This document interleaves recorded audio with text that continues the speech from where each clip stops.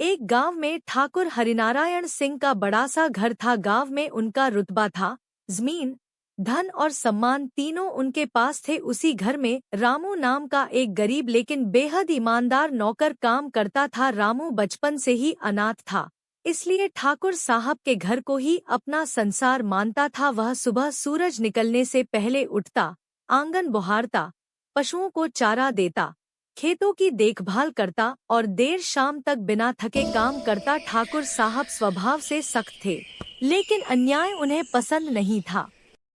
वे कहते थे कि मेहनत करने वाला चाहे नौकर हो या मालिक, सम्मान का हकदार होता है। एक साल गांव में भयानक सूखा पड़ा, कुएं सूख गए, खेत बंजर हो गए और अनाज के दाम आसमान छूने लगे। कई किसान गांव छोड़कर चले गए। ठाकुर साहब की आमदनी भी घटने लगी और घर के हालात बिगड़ने लगे। एक दिन उन्होंने रामू को बुलाकर कहा कि अगर वह चाहे तो कहीं और काम देख सकता है, क्योंकि अब वे उसे पूरा वेतन देने की हालत में नहीं है। यह सुनकर रामू की आंखें भर आईं। उसने हाथ जोड़कर कहा कि सुख में साथ रहने वाला अगर दुख में छोड़ दे तो इंसान कहलाने लायक नहीं रहता। वह ठाकुर साहब को छोड़कर कहीं नहीं जाएगा। सूखे के दिनों में रामू ने अपने हिस्से का खाना भी कम कर दिया। वह पहले ठाकुर साहब और उनके परिवार को खिलाता और खुद आधा पेट खाकर संतोष कर लेता। एक रात ठाकुर साहब ने यह देख लिया। जब उन्होंने कारण पूछा तो रामू बोला कि मालिक और परिवार का पेट भरा रहे, यही उसकी सबसे बड़ी खुशी है। उस रात ठाकुर साहब को नींद नहीं आई। पहली बार उन्हें एहसास हुआ कि नौकर और मालिक का रिश्ता सिर्फ पैसों से नहीं बल्कि विश्वास और त्याग से बनता है। इसी बीच गांव में एक चालाक सेठ आया। उसने ठाकुर साहब को लालच दिया कि अगर वे अपनी आधी जमीन बेच दे तो वह उन्हें ढेर सारा पैसा दे देगा।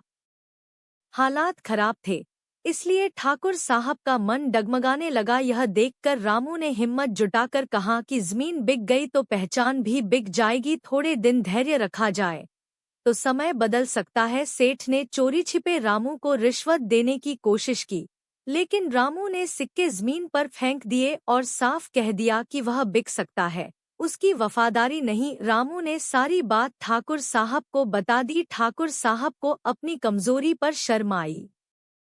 उन्होंने सेठ को गांव से निकाल दिया और जमीन बेचने का फैसला रद्द कर दिया। कुछ ही महीनों बाद अच्छी बारिश हुई, सूखे खेतों में फिर से हरियाली लौट आई, अनाज की पैदावार बढ़ी और गांव में खुशहाली आने लगी। एक दिन ठाकुर साहब ने पूरे गांव को इकट्ठा किया। सबके सामने उन्होंने घोषणा की कि रामू सिर्फ उनका नौकर नहीं बल्कि परिवार का सदस्य है। उन्होंने अपनी जमीन का एक हिस्सा रामू के नाम कर दिया। रामू यह सुनकर घबरा गया और बोला कि वह इसके योग्य नहीं है, लेकिन ठाकुर साहब ने कहा कि ईमानदारी और वफादारी से बड़ा कोई हक नहीं होता। अब रामू सिर्फ मेहनती नौकर नहीं बल्कि एक जिम्मेदार किसान भी बन गया था।